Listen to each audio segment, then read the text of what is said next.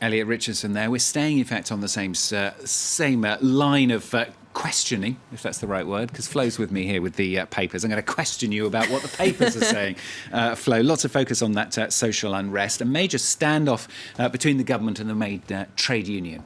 That's right. Le Figaro talks about a showdown or a power struggle that's going on between the government and the CGT. The CGT is the main trade union that's driving this protest movement. Of course, striking workers are continuing to block oil refineries, sparking this fuel crisis. It's a very tense arm wrestling match that's been really growing over the past couple months and really dominating the French press today. Now, according to Le Figaro, the government strategy is really just to wait and hope until this demonstrations just kind of run out of steam. That's right. Maybe it'll all go away. That's pretty much what the government is thinking. Le Figaro, once again, interviews a man named Bernard Vivier. He's the former leader of another big trade union in France, the CFTC, and he also agrees the government is playing the long game here. It's a war of attrition that actually seems to be working, according to him. He says all you hear about these days are these very spectacular protests, these kind of flamboyant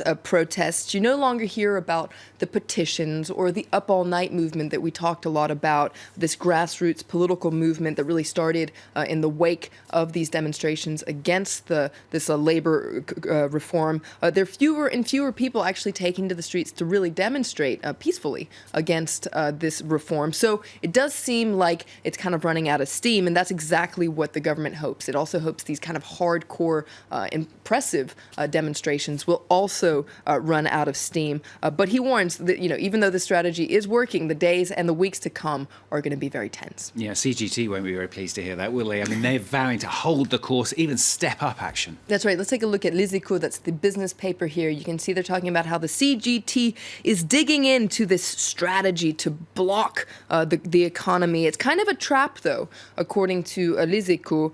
If we take a look at their editorial today, they say that, the prime minister is really betting that public opinion isn't going to support the CGT, and in fact, their violent action these days is going to discredit the whole protest movement. So you can see this editorial is wondering, what if the CGT is actually playing into the government's hands? And this article says maybe, just maybe, the government is actually going to come out on top of this whole fiasco. Maybe this whole episode is going to actually bring the government legitimacy, perhaps, but there are a lot of maybes in this article. There certainly are. Now, the government strategy has a lot of people on the left fuming, in fact, starting with the communist paper, L'Humanité. That's right. L'Humanité does not mince its words today. It says that Hollande and Valls are essentially breaking the labor code, ripping it in two, and they don't have a majority of support. Remember, they had to force this law through Parliament, and here they are. They're daring to blame people who are taking to the streets to demonstrate. You can see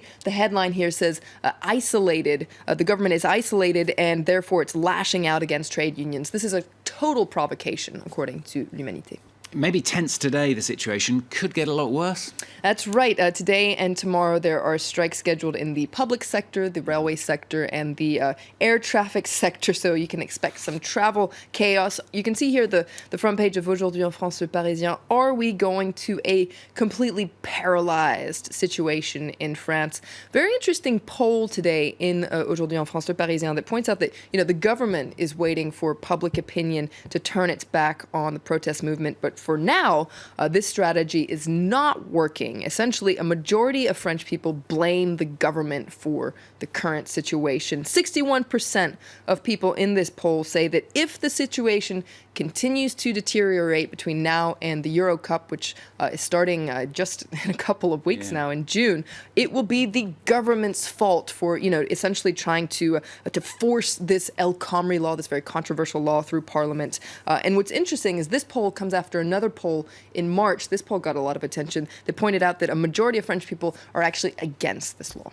Let's talk about that law then. May have all those people out in the street, but it does also have its fair share of supporters, doesn't it? That's right. Now, we keep talking about the CGT, but there is one trade union that backed this reform, and that is the CFDT. It's a little confusing with all the letters here, but this is seen as more, pro-business, less hardline trade union. Le Parisien actually interviews the general secretary of the CFDT. You can see a photo of them there, Laurent Berger, and you can see he says scrapping the law would be totally unacceptable, and it actually would be bad for workers in the long run.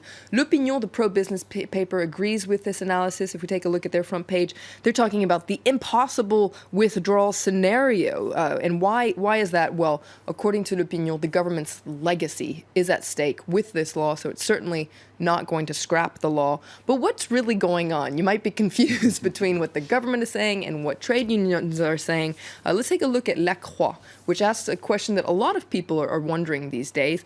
What's the deal? Where is the French economy going? Because it seems like things are pretty terrible. But according to La Croix, despite this very tense social climate, things are getting better. There are some real signs that there's going to be progress, but you have to wait for it. Quick word on the Brexit. Yesterday, Flo told us about the Hug a Brit social media campaign. The desk got in the way, but we tried. The papers are following up today. That's right. Le Monde has a funny article on that very popular Hug a Brit campaign, but it points out it's not very British. Some people just don't like being hugged. Oh, I love being hugged. It's just a shame the desk was in the way. Flo with the papers on France 24.